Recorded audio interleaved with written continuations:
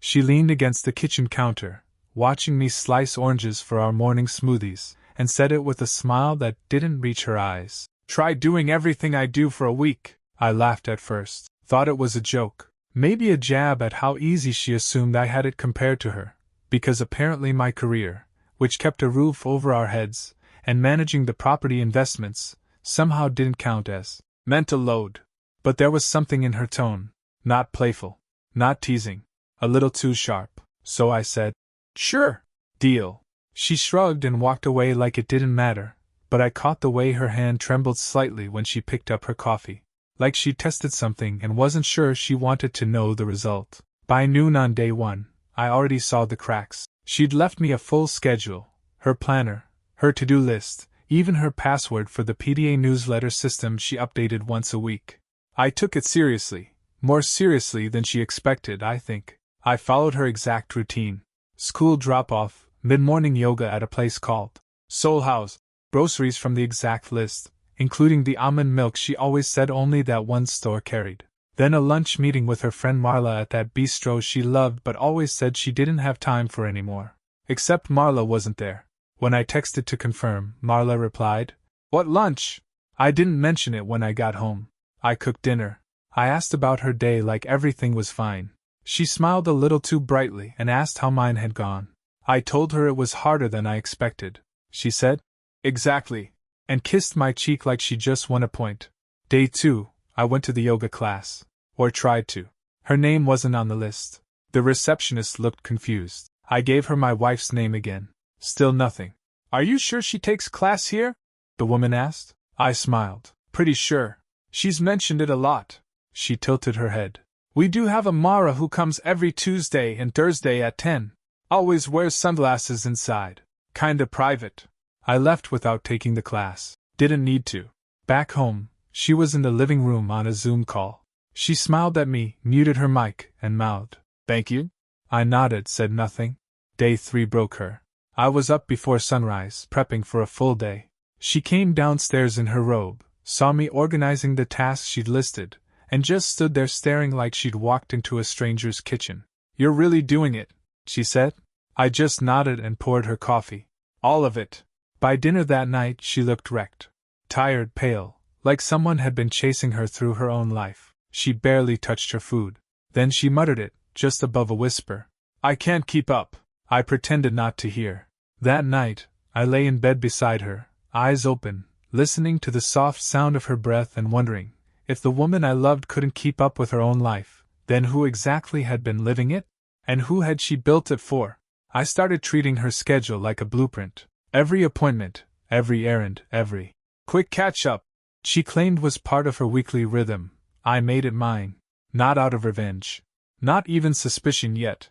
Just a growing sense that the woman I'd loved for 12 years had become a stranger fluent in routines that no longer added up. Thursday morning, I followed her entry for car drop-off. At a repair shop she said she trusted more than the dealership. I drove in, smiled at the man behind the counter, and gave her name. He barely glanced up. "Oh, she already came by Tuesday. Said it was just a quick fluid check." I paused. "You sure?" He squinted at his clipboard, ran a finger down a grease-stained log, and nodded. "Yeah. Same car. Gray Lexus, right? She's in here like clockwork. Her guy usually swings by, too."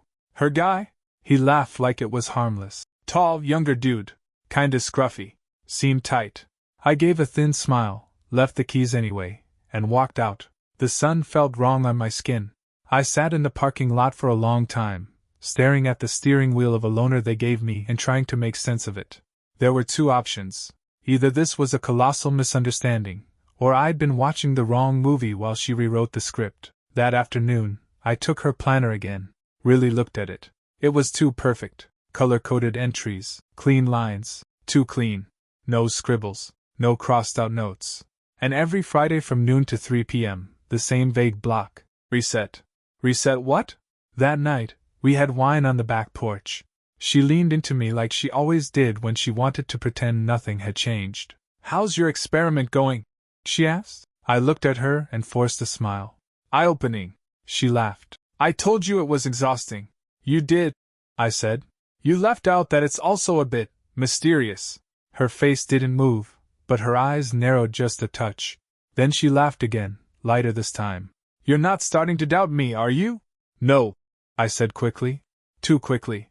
Then I softened my tone. "Just realizing how much you juggle.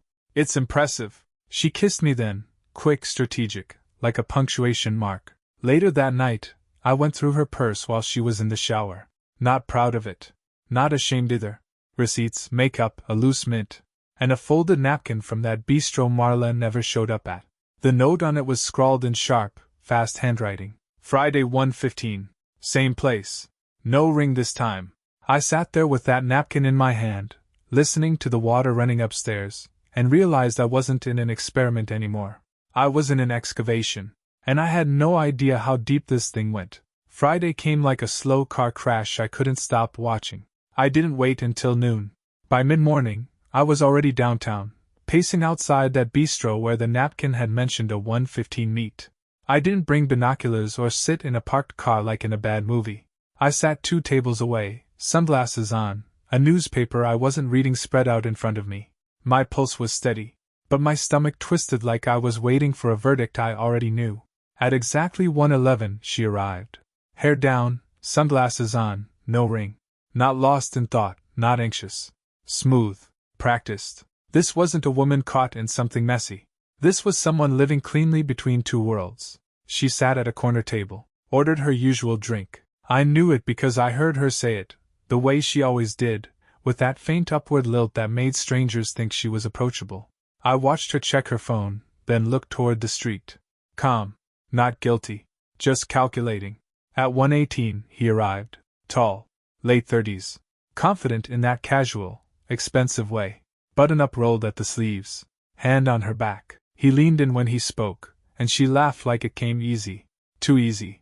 She smiled like she hadn't touched my face the night before and whispered, always, into my chest. They didn't kiss. Not there. But everything about their posture screamed something worse. Familiarity. Ease. No hesitation. That's what stung. They talked for nearly 40 minutes. I didn't move. He passed her something. I couldn't see what. She slipped it into her bag without looking. When they left, she went one way, he went another, like a play rehearsed to death. I stayed at that table until my drink went warm. Then I walked to the corner, crossed the street, and ducked into a convenience store bathroom. I stared at myself in the mirror and did something I hadn't done since college. I laughed. Not because it was funny. Because if I didn't, the pressure behind my eyes was going to tear something loose. That night at home, everything was normal. She was cheerful.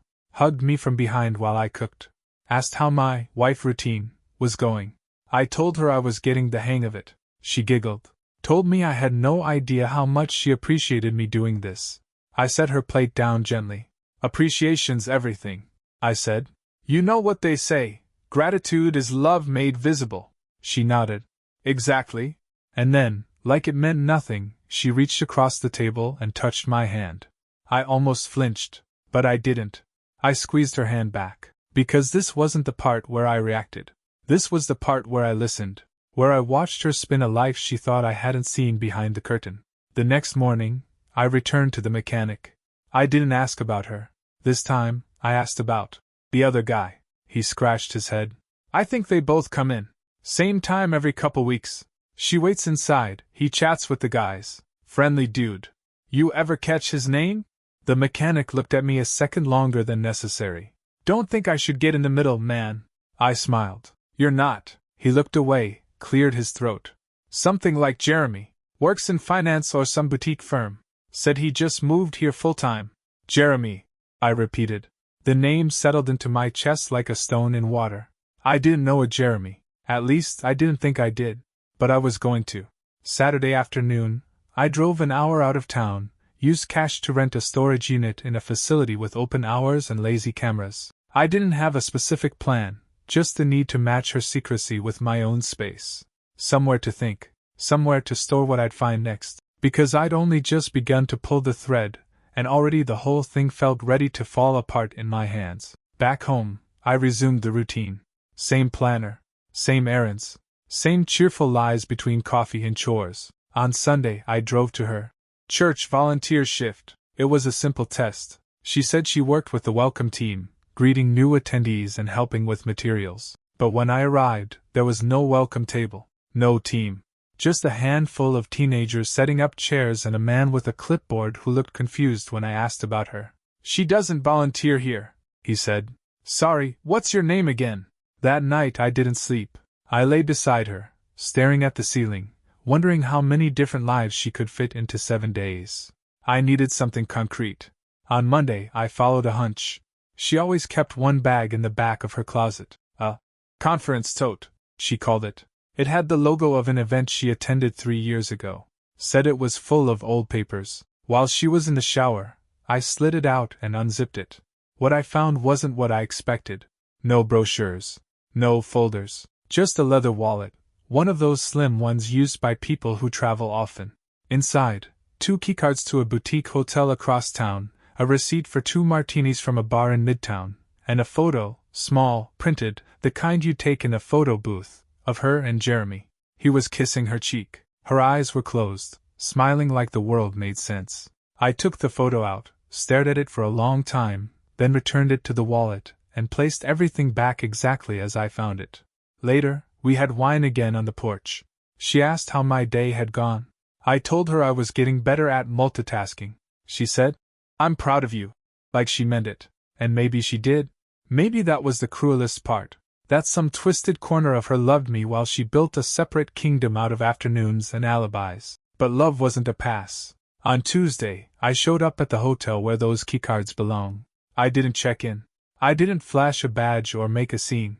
I walked past the front desk like I belonged and waited near the elevators. At 1:05 p.m., the doors opened. Jeremy walked out. Alone. Button-up sleeves rolled. A calm confidence in his gait. He wasn't just some random lover. He moved like someone who believed he was safe. I didn't follow him. I didn't confront him. Instead, I walked to the front desk and waited until the receptionist turned her head. Then I slipped away down the hallway, found the ice machine alcove, and opened my notebook. Room 414. His door was propped slightly open. I didn't go in. I didn't need to. On the way out, I asked the receptionist a casual question. "Has he been staying here long?" She smiled politely. "He's a frequent guest. Books that room at least once a week. Likes his routine." I bet he did. That night, she kissed me longer than usual. Called me hero. Said I was surprising her with how well I was handling her challenge. I looked into her eyes and said, "Just trying to live your life." She smiled. "Careful. You might learn too much." I smiled back. "Oh, I hope so." Wednesday was her day off. That's what she called it. Her mental space day. No errands, no obligations. Just time to reset. That word again. It showed up in her planner like it meant something spiritual, something noble. But I'd started to see it for what it was, cover. By now, I had collected 3 weeks of irregularities, 2 faces of the same woman, and 1 name I hadn't said out loud to her, Jeremy. But I didn't want confrontation yet. I wanted confirmation so thorough it would crush denial before it formed on her lips. So I planned one last mimicry. Not just her errands, her entire day, replicated. This time with precision. Thursday morning, I dressed in her usual casual office wear, clean jeans, light sweater, messenger bag slung across the shoulder. Not to mock, to mirror. I left the house exactly when she normally did, stopped at her favorite coffee shop, even ordered under her name. The barista smiled and said, "Mara, right? Long time no see." There it was again. That name. Mara. I didn't correct her. I just nodded, paid, and walked out into the cold sunlight feeling like I'd just been handed a new identity. The one she used when she wasn't mine. I went to the gym next, not to work out, but to sit in the lounge area, right where she claimed she took post-yoga calls. I checked the outgoing calls from our shared phone account. Every Thursday, right after gym. She placed a call to a number listed as B. Mason Events.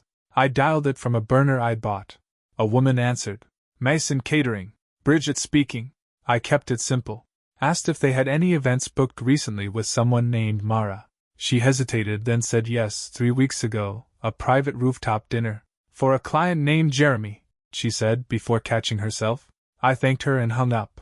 No lies now. No gray areas. Just layers. That evening, I took over dinner again. She came home, eyes tired, voice cheerful, and said, "Smells amazing. Did you do the lemon chicken? Just like you do, I said, handing her a glass of wine. She raised an eyebrow. You're becoming me. Trying. She sat, fork in hand, and smiled. Okay, hit me. What did you learn this week pretending to be me? I sat opposite her, took a sip from my glass, and answered calmly. I learned that Mara has her own coffee order. She froze mid-reach, her fingers hovering above her wine glass, just for a breath, just long enough. Excuse me? She asked, her voice too light. I didn't blink. The barista at your coffee place. She called me Mara. Said I hadn't been in for a while. So, how long have you been using that name? She let out a short, brittle laugh, trying to recover. That? It's just a nickname. A stupid little joke. I nodded slowly, letting the silence stretch. Of course. She shifted in her seat, eyes narrowing now. Wait, what exactly are you doing? I leaned back, casually folding my hands. Just trying to live your life. Reset on Fridays. Volunteer on Sundays. Go to yoga with no class. Meet Marla at lunches she never knew about. Drive a car that doesn't need service. And know Jeremy well enough to have his bar tab memorized. She stared at me like she'd never seen me before. Like she was trying to locate the man she thought she'd left in the dark. I tilted my head. You said try doing everything I do for a week. So I did. Her mouth opened, then closed, then opened again. Why didn't you say anything? I smiled gently. Because I wanted to see how long you'd keep up. Funny thing is, you broke on day 3. She stood up abruptly, wine glass untouched. This isn't fair. Fair? I asked, rising too. Not angry. Controlled. Fair would have been you being honest before I had to become you to find the truth. She looked like she was going to say something else, but stopped. Instead, she turned away, walked out of the room, and left the food on the table. I didn't follow her. I sat down again, forked a piece of lemon chicken, and chewed in silence. Everything tasted sharp now. Clean. Like the beginning of something honest. She didn't come to bed that night. Slept, or pretended to, on the couch. I didn't go to her. I let the distance grow. Let the silence spread like fog between rooms. In the morning, she moved carefully around the kitchen, her eyes flicking toward me like I was a stranger with too much knowledge. We spoke little. I left early. Not for work, though she probably assumed that, but to meet with a divorce attorney. I didn't say the word yet, but I needed to know what it would cost, what my options were, what protections I had. Because this wasn't just betrayal. It was a structure of lies, and I had to dismantle it with precision, not rage. By the time I got home, she was sitting at the kitchen table, arms crossed, something between defiance and collapse in her posture. We should talk, she said. I sat down, not across from her, but beside her, close enough to remind her I wasn't afraid. Go ahead. She took a breath, let it out slowly. It wasn't supposed to happen. I let her speak, didn't interrupt. I met him at a conference last year, she said, eyes fixed on the table. He listened. Made me feel like someone again. Not just a schedule or a caretaker or a wife? I said, my voice flat. She flinched at the word. It was one time. At first. Then it just kept going. I leaned in steady. Don't soften it. I've seen the photos. The hotel records. The bar tabs. You don't build a second name and a double life for just one time. She folded into herself, hands covering her face. I didn't know how to stop. I nodded. But you knew how to hide. She looked up, her eyes red now. You stopped seeing me. No. I said. I stopped seeing what you wanted me to see. The version of you that kept it all clean and manageable. But now, I see you. Entirely. She didn't respond, just stared at the floor. I stood. I'm meeting with a mediator. I suggest you do the same. That broke something. Her voice cracked. You're just walking away? Walking away? I asked, cold now. No. I'm cleaning up what you destroyed. There's a difference. She tried again. We can work through. No. I said, and this time I didn't raise my voice, but the finality in it made her flinch. You don't come back from making someone feel crazy for noticing your lies. You don't rebuild trust from manipulation. You buried us before I even started digging. She broke down then, shoulders shaking. Sobs she tried to silence with the heel of her hand. But I didn't move, not out of cruelty. Out of self-preservation.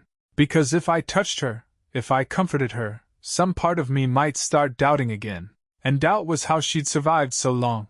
I slept in the guest room that night, filed the separation paperwork 2 days later. She didn't fight me, not yet, but I saw the flicker in her eye. The one that calculated angles. She wasn't done. She was just wounded. And cornered animals always look harmless, until they strike. I started documenting everything.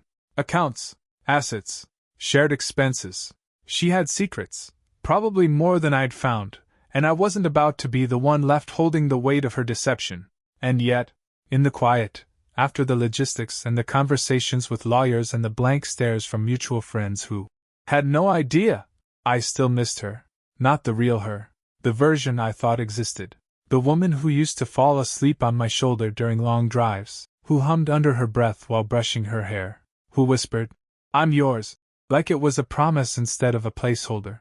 That woman never existed. And that was the real grief. It started with an email from our accountant, a small thing.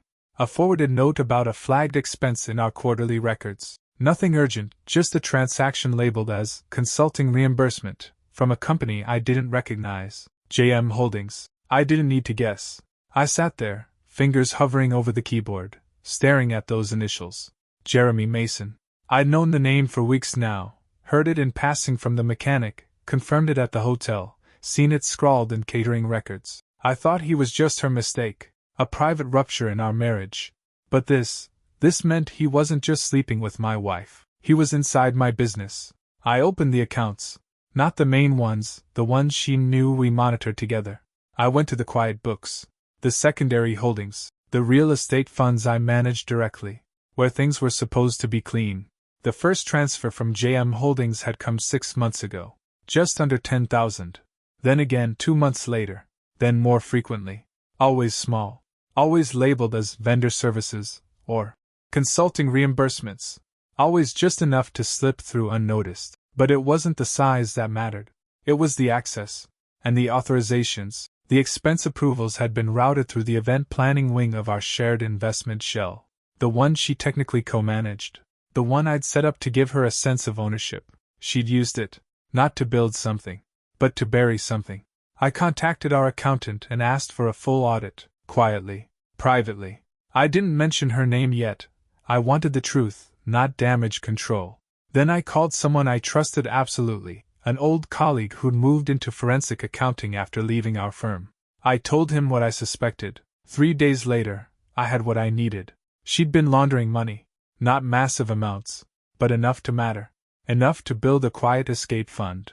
Enough to create deniability, until someone connected the dots. She'd funneled the money through fake event expenses. Paid out vendors that didn't exist. Those funds were then funneled to JM Holdings, Jeremy's shell. This wasn't just betrayal. This was fraud. And I was on the hook for it. My name on the LLC.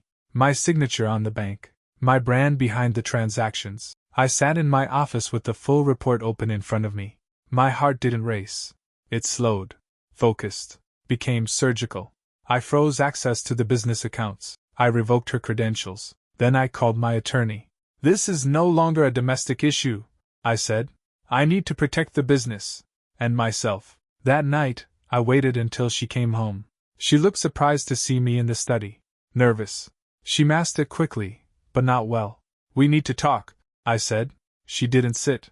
"I know about JM Holdings," I said quietly. "And the transfers. And how you've been using our business to move money for your lover." Her face dropped, not with guilt, with calculation. She wasn't shocked I'd found it. She was calculating how much I knew. "You weren't supposed to see that," she whispered. And that told me everything. She hadn't made a mistake. She'd made a plan. By the time she lawyered up, I was already 6 steps ahead. The forensic report was complete. My accounts were secured. Statements were documented, communications preserved, every transaction tagged and timestamped. I didn't go to the authorities yet. I gave her the option to make it right, quietly, privately, out of respect for the years that still meant something, even if they were built on lies. But she didn't take it. She fought.